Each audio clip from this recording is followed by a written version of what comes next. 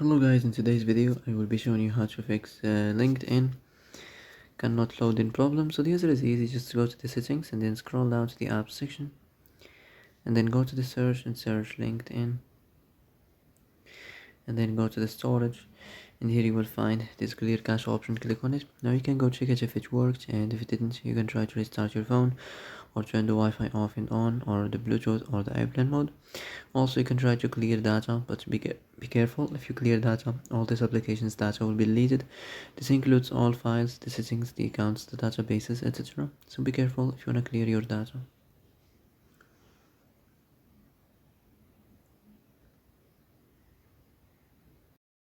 And that's it for today's video. I hope this is the answer you've been looking for.